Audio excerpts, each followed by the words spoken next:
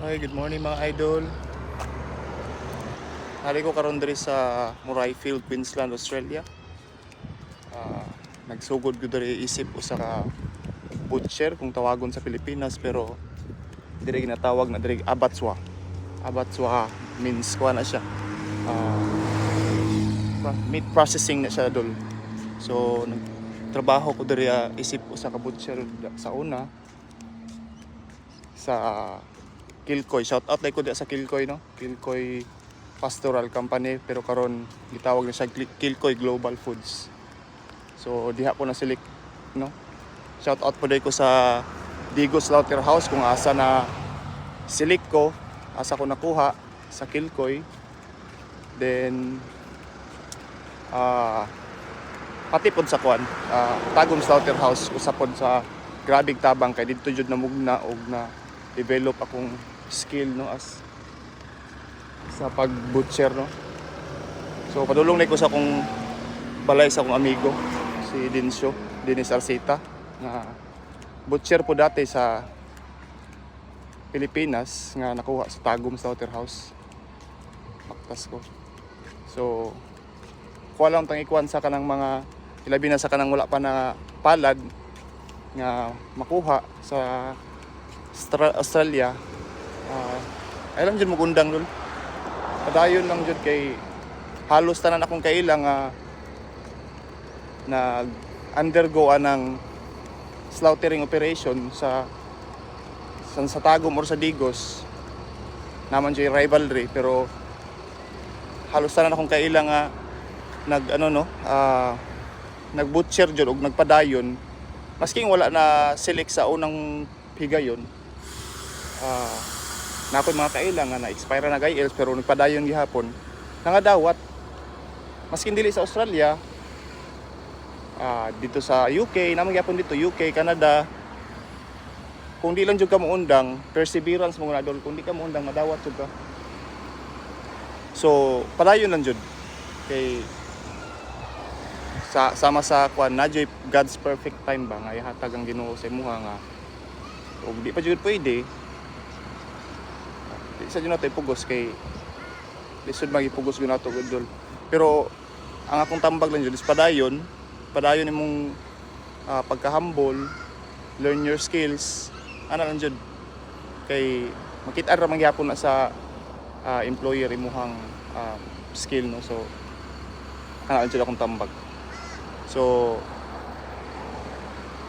kanang rivalry nato sa Tagum o sa Digo Slaughterhouse sa tuwan nang walaon kay pag abot diri dol sa Australia wala na maguna, wala na nangyana nga kung asa kagikan. Ang atuwa di sa Tagum sa Tagum Slaughterhouse or sa Digo Slaughterhouse man ka, magtinabangay lang ta kay pag abot diri isa ra man gyapon tagod. So makigalubilo man ta og naglahi-lahi nga mga kultura diri. So ang Australia man god is multicultural ni siya nga nation. So wala dire kung unsa ba ka sa dire pantay tanan. So visa holder man ka or permanent resident or pareha na mo nga mga nag-citizen nami. So pantay tanan ang pananaw sa tao dire. Nayuban nga medyo racist sila or ginatanaw nila ang kalidad sa tao or unsay kultura sa tao, pero ang majority dire or ang government na implement nila is dapat fair ang pagtanaw sa tao. So walay dato dire, walay pobre. Kung sa ginakaon sa dato, ginakaon sa pobre, pantay parehas makakaon tanan kay well supported lang government. So mura na adol, magbuhat og video sunod kung unsay mga process nga mapadali atong pag-training og ato ang pag-abot sa Australia sa next video na to. So shout out ko diha sa Tagum Slaughterhouse, Master Balong, ug kinsa man nagdala sa Tagum Slaughterhouse karon, sila Doc Boy, sa mga mayor diha, mayor dating naabtan ako sa una is Mayor Relion man to, pero shout out gyapon ko sa nagmugna gyud ani sa Tagum Slaughterhouse si Mayor Ray Tioy. O ilabi na sa Digo Slaughterhouse kung asa ko nakuha Shout out po ko dito. Kung abtan ako sa unang nga slaughter master is si Ma'am Christine Montisilio nga naa karon siya sa Harvey Beef located sa kung wala ko na sipyat is nasa Western Australia. So shout out di ay. Shout out po ko sa Kilcoy Global Foods, Mr. Po, which is mo ang head Filipino supervisor dito sa Kilcoy dati. So for information lang po dul no, nakatrabaho din kung wala na ako sa Kilcoy karon. Nahawa ko sa Kilcoy for after 4 years na ako dito. Nibalhin ko sa Melbourne. Nibalhin ko sa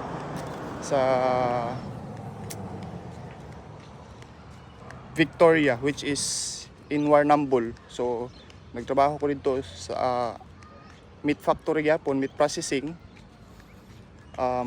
as a boner slicer sa Midfield. So shoutout po ko sa Midfield. Tapos after that nibalhin mi sa Melbourne, which is karon dati sa kuan kanang Kainton ang Hardwick. Diya nagtrabaho ko diya as boner slicer po ko diya sa Hardwick. Karon part na po siya sa Kilcoy Global Foods. So gipalitan na siya sa Kilcoy dati katong pag-pandemic kay kana nga companies nag-declare man sila og bankruptcy, so ni take over ang Kilcoy, gipalit sa Kilcoy. Karon kanang Hardwicks karon is ang Kilcoy nang nagdala. So shout out po ko sa Hardwicks, akong supervisor diya dati. Nakalimutan ko siyang pangalan pero shout out. So napa ko yung mga amigo po diya karon sa nagtrabaho sa Hardwicks. So karon ibalik na po karon sa Queensland, which is nagkuan ako dol nanako karon sa aged care. So sa healthcare nga work namin sa aged care, so mag-look after mi sa mga tigulang nato diri nga mga mga resident or citizen sa Australia. Worth it gyapon ang sweldo dol. So ang ako lang pong tambag or kanang mahatag na ko nga payo po sa mga meat factory po nato nga mga kauban is kung pananaw nato nga medyo di na gyud ta happy or natag ginabati, di na to ipugos no kay ang kuan man gud is naka-serve naman is as long as na-serve na to or ato lang yung atong gihuman atong kontrata. If atong lawas di na gyud makaya, pwede ta mo kuan mag-shift og trabaho. So kana lang dol no, kay na may freedom good sa Australia. So as long as you already served your contract, wala kay violate nga any nga mga regulation sa company, trabaho lang yun ta. Kung kaya 10 years pwede, kaya 10 years 15 years or diha na ka mag-retire pwede, okay good kayo kay ang kitaan sa meat factory man gud is skilled man gud siya. So dili jud ka bitin in terms of kitaan sa meat factory. Pero pag di na jud makaya sa imong lawas or na kay gusto i-aim sa imong sarili or na kay gusto nga changes or na kay gusto i-achieve, it's your freedom man gud. It's you're free nga mangita og laing trabaho. So mo po na kung kuano, ayaw mo kahadlo kung as long as nag-serve mo, i-serve lang jud ninyo ang inyong contract. Ayaw lang pud mo pag-abot ninyo dire, serve lang pud mo 1 year or 2 years, ambak mo, di pud maot pud siya. Kay wala pud tay ginatawag na to kuan lang pud ba kanang utang na lang pud na loob ba sa company nga nag-select sa ato or nagdala sa atong pamilya or sa ato dire nga naghatag og opportunity. Atoan na lang pong tabang ba or bali ato ang gratitude o pasalamat sa ilaha na tagantag opportunity nga makabot diri kay lisod ba makabot sa Australia. Isa pa nindot jud kay ang Australia kay gamay ilahang cost of living.